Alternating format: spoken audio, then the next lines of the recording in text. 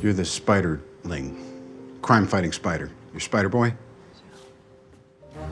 Howdy, Screen Ranters! Welcome back. In today's marvelous video, we're going to take a gander at when actors have improvised in Marvel films. And we're not just looking at the MCU. Time to branch out into the larger world of Marvel for the off-the-cuff comments, surprising dramatic moments, and you know we're gonna include some Deadpool in here. You lucky bunch. So before there's any more rambling, let's get started. Since the first Avengers film's success, we've found out some interesting knowledge from behind the scenes of the film. It turns out that the famous end credit scene of our heroes eating shawarma happened due to an improvised line. And it all stems from Robert Downey Jr. You ever tried shawarma? When Tony Stark falls back to Earth and is revived by the Hulk, Stark suggests the team get shawarma, something that wasn't in the original script. Director Joss Whedon loved it so much that after filming had finished, he wanted that scene included. Only he had to wait until the international premiere to shoot it with the cast. Hence why Captain America is covering his face in the scene. He had to hide his bearded face with prosthetic makeup. He needed the facial fuzz for his role in Snowpiercer. In the origin film Captain America: The First Avenger, we saw how skinny Steve Rogers became the shield-tossing super soldier of America. After he's been given the serum and emerges from the container, he's now the buff Rogers, and Peggy Carter approaches to check on him. But she can't hold back. She releases her inner Patrick and touches Cap's peck. It only happens for a brief moment, but it was enough. Afterwards, Carter reluctantly gave him a top to put on. Later on, the actor behind Carter, Haley Atwell, spoke in an interview about how that scene wasn't in the script. Instead, she just reacted in character. The crew loved it so much that they filmed that scene several times with Atwell stroking Steve. The scene that involved a deranged Eddie Brock in a restaurant was a highlight from Sony's Venom film. In this scene, Eddie is unknowingly reacting to the alien symbiote now in his system, which is understandable. Because of this, he is extremely hungry and also has a high fever. As it turns out, one of the main features of the scene wasn't in the script. When actor Tom Hardy was on the set, he spotted the gigantic lobster tank. After many conversations with the film's crew, the scene was rejigged for Hardy's wishes. He was then allowed to dunk himself into the tank with his crustacean friends. Robert Downey Jr. can get away with a lot on set in the MCU. For the filming of the Avengers, he was notorious for hiding snacks around a scene. In between takes, he would nosh on some treats. The crew spent time to find all the stashed goods on set, only to come up empty. In one scene, Bruce Banner, Tony Stark, and Steve Rogers are talking in the lab on the SHIELD helicarrier. As the scene goes on, Stark pulls out some blueberries and begins eating. He then offers them to Banner and Rogers. As it wasn't in the script, Chris Evans and Mark Ruffalo had to improvise their characters' reactions. Joss Whedon loved Downey's improv so much that he had to keep it in the final cut. And the next Avengers movie was sponsored by California Farms Blueberries. Just kidding, we tried a little improv there ourselves. Thor Ragnarok is well known for the creative freedom given to the actors. Director Taika Waititi left many of the film's scenes unscripted and let the actors do what they felt best. Supposedly, 80% of the film was unscripted, and that's coming from the director himself. So it comes as no surprise that at least one of the film's moments would hit our list. As a way to disarm some guards, Thor would pretend Loki is injured and shout for assistance, only to toss Loki at the guards and take them all out like some form of Asgardian bowling. It seems it's a plan that has happened many times before. There wasn't much faith in the Guardians of the Galaxy film when it was first announced. Aside from the hardcore comic fans, much of the audience hadn't heard of the space team, so the actors were given some freedom in order to push their characters. One such actor was Chris Pratt as Peter Quill. In one scene, the group had been captured by the Nova Corps. As they're being put through the system, the Corpsmen are discussing each character's backstory. Very helpful for the audience. Once it's Star-Lord's turn, Pratt decided to showcase Quill's attitude. Oh, I'm sorry. I didn't know how this machine worked. There was much surprise when Michael B. Jordan was announced as the Black Panther villain Killmonger for the then upcoming film. At the time, he still had the stink on him from the dire Fantastic Four reboot. However, his transformation into Eric Stevens proved to be a brilliant piece of casting. In one scene, Killmonger had willingly allowed himself to be captured in order to meet with T'Challa. As he explains exactly who he is, T'Challa's mother Ramonda protests the accusations, until Killmonger shows proof of his parental lineage. And with that, Jordan muttered the line, "Hey, Auntie." Ramonda actor Angela Bassett confirmed in an interview that the line was indeed improvised. The short line showed Killmonger's personality perfectly and became an iconic line from the film. Hawkeye and Quicksilver had a love-hate relationship in Avengers Age of Ultron. Mostly hate to begin with, however Pietro would turn that hate upside down with his sacrifice when saving both Hawkeye and a child. Prior to that, a small scene took place where Quicksilver picks up the Scarlet Witch and speeds off with her, all while stating "keep up, old man" to Clint. Jeremy Renner decided to improvise Hawkeye's reaction to this. Clint aimed his arrow in the direction Quicksilver had whizzed off to. He then talks to himself about how no one would know. He even comes up with a cover story by saying the last I saw him and Ultron was sitting on him. Of course, this was acted with comedy. Otherwise, that may have been a very dark moment for the MCU. Acting is hard. They have to know their lines, the other actors' lines, how to react, and where to stand in the scene. It's tricky. During Captain America: Civil War, the debuting Tom Holland ran into one of these problems. While in Spider-Man's bedroom, Tony's attempting to recruit Peter for his side. You're the Spiderling. Crime-fighting spider. You're Spider-Boy?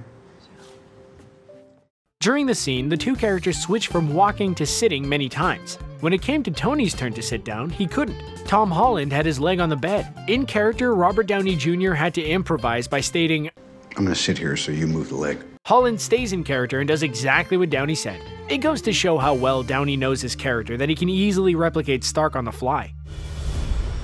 X-Men First Class was the start of a reboot of sorts for the Fox franchise. After X-Men Origins and Last Stand, the franchise definitely needed a redo. In First Class, we get to see a montage of Charles Xavier and Magneto going on a recruitment drive. They meet many mutants who showcase their powers and are persuaded to join their team. One character they meet is Hugh Jackman's Wolverine. This interaction was actually improvised by the Australian actor himself. Xavier and Magneto track down Logan in a bar as he's quietly drinking whiskey and puffing on a cigar. The two approach and introduce themselves, but Logan doesn't care. In fact, he tells them to go aggressively cuddle themselves. They definitely got the message and promptly left.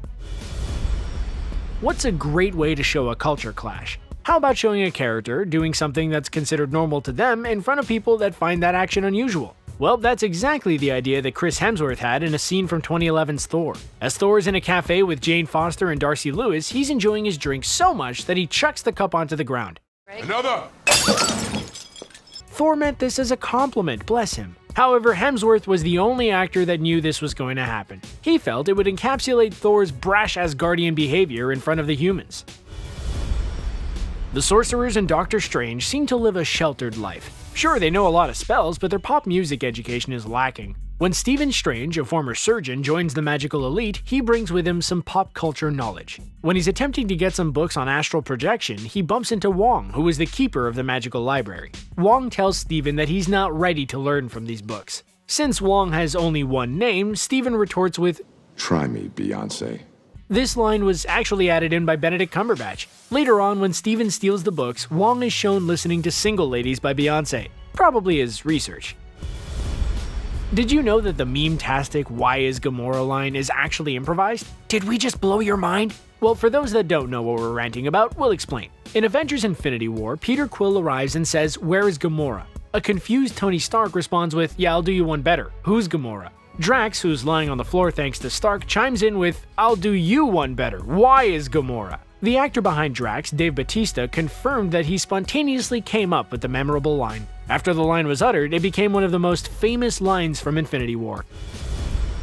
Mark Ruffalo isn't well known for his improvisational skills. He's mostly known for being a spoiler time bomb. However, the actor has shown his ad-libbed skills in the impro-heavy Thor Ragnarok. But prior to the 2017 film, Ruffalo would test the improvisational waters in 2012's Avengers film. During Bruce Banner's debut, Black Widow tracks down the reclusive scientist in an empty house. Natasha attempts to recruit Banner and the Hulk to tackle the Loki problem. During the scene, Banner would say, "Well, I don't every time get what I want." Introduced in 2016's Black Panther film, Shuri would be known as the brains behind Wakanda's advanced technology. The cheery character bounced off T'Challa effortlessly. One area in which she was able to brandish her character was when an injured Everett Ross was brought in. T'Challa wanted to use his country's tech to save the CIA agent. When Shuri sees what her brother brought her, Letitia decided to add in a line of her own. "Great, another broken white boy for us to fix." It's remembered as one of the funniest lines in the film. So as Tony Stark is dropping off Peter Parker in a limo, they discuss doing Avengers stuff again in the future. Tony leans over Peter, so Peter hugs him, only for Tony to say, That's not a hug, I'm just grabbing the door for you. We're not there yet. ouch, Mr. Stark. Tom Holland's hug wasn't in the original script. He thought it'd be funny to embrace Brownie as he reached across, which caused Downey to react in character as well. With awkward comedy gold like that, they had to keep it in. There were low expectations by the audience when Ant-Man was released, but the cast and crew of the film knocked it right out of the park. Ant-Man makes it onto our list not due to a particular moment. Instead, it comes from scenes involving Scott Lang, his ex Maggie, and her fiancé Jim Paxton. The actors in the film improvised all the awkward family dynamics involving them. Judy Greer, who played Maggie, spoke in an interview about how much fun they had devising the scenes. She also apologized to the editor for all of their laughing in the scenes. Tobey Maguire was the first to play Spider-Man on the big screen during 2002. In a scene where Peter's trying out his powers, he tries out his new organic spider shooters. Fun fact, the comics did a whole complicated story to mirror the film's web shooters. He's turned into a giant spider, perishes, then bursts out of the spider body as a human again but with new powers. Comics can be weird. Anywho, in Sam Raimi's film, Spidey stands on top of a building and does various hand movements as well as shouting out commands. Many of those commands came in the form of DC character references, such as Shazam and Up, Up, and Away. All the hand movements and commands were added in by Maguire himself. Raimi let his star get creative in this fun scene. Shakespearean legendary thespian Kenneth Branagh directed the first Thor film in 2011. In the early part of the film, Thor gathers a small team and goes against his father and king's wishes to attack the Frost Giants, only for Odin to turn up and save their bacon. Afterwards, Odin verbally lays into Thor and his arrogant ways. Branagh allowed Anthony Hopkins to put his own take on the character of Odin. Hopkins improvised the speech that Odin gives as he banishes Thor. Even the animalistic growl at Loki was popped in by Hopkins. The scene was powerful and showed Hopkins' immense acting abilities.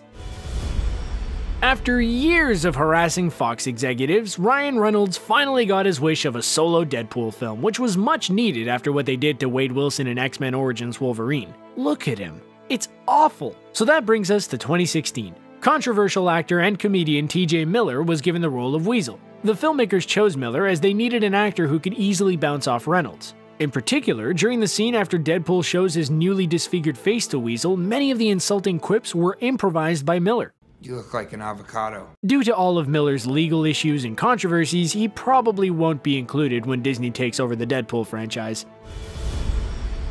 When the Ironman film was announced, most people shrugged in confusion about why they'd want to watch a movie about a robot. Yep, that's exactly what they thought. Jon Favreau, the director of the film, and Robert Downey Jr. immediately changed the audience's apathy. It would start the launch of the MCU. Otherwise, where would we be at Screen Rant without the MCU? Near the end of the film, as Tony is doing a press conference, we would hear the immortal line, I am Iron Man. A line that would also signal the end of Tony in the Marvel Universe during Endgame. You might be intrigued to know that it was actually an impromptu line by Downey in Iron Man. James Gunn's 2014 Guardians of the Galaxy film was a critical and financial success. Like we mentioned earlier, the Guardians weren't well known at the time, something which the Guardian cast and crew had to poke fun at. As Peter Quill is stealing the orb, the then unknown Power Stone, he's apprehended by Korath and friends. As things are getting tense, Quill says that they might know him by another name, Star-Lord. only to be greeted by a "Who?" Quill is obviously very disappointed that his alias doesn't actually have the reputation he thought it did. This part was suggested by Chris Pratt as a fun meta moment. With many scenes from Thor Ragnarok being opened up for spontaneous dialogue, the actors could flex their thespian muscles. As Thor is caught and forced into the gladiatorial area, he's greeted by the person he's fighting, which turns out to be Hulk. Thor cheers with the reveal and says to the Grandmaster, "We know each other, he's a friend from work." This amazing line didn't come from the minds of the actors or crew, however. Instead, a child from the Make-A-Wish Foundation suggested the line when they were visiting the set. Oh gosh, now on to one of the most heart-wrenching scenes in Infinity War. Sorry all. On the bright side, it kinda worked out for the character in the end. Kinda. Of course, we're rambling about Spider-Man and his dusting. According to one of the directors, Joe Russo, the lines in the scene with Peter and Tony were improvised there and then, including the lines, "Mr. Stark, I don't feel so good," and "I don't want to go," as he begs Tony to help him. One of the most tear-jerking scenes in the whole of the MCU wasn't even scripted. Now we finish off with the latest spontaneous acting moment in the MCU from Avengers Endgame. As Iron Man returns to Earth, his life has been turned upside down. As he was recovering, a question from Captain America and Thanos caused Tony to snap. He verbally laid into Cap and finishes off by calling the super soldier a liar. The last part was added in by Robert Downey Jr. In order to amp the passion of the scene and Tony's anger, Downey chose to add in one small word. It was enough to sum up his character at that point. Also, Downey would tailor the famous "I love you 3000" line after experiences with his kids. Downey was on an improvising role in his last MCU appearance. And that's a wrap. Thanks for sticking around until the end. You can treat yourself to a gold star. Which improvised scene was your favorite? Who's the Marvel champion in improvising? Jot your thoughts down in the comments section below. Remember to subscribe and click the little bell to stay notified of all of our beautiful content. We'll see you next time, true believers.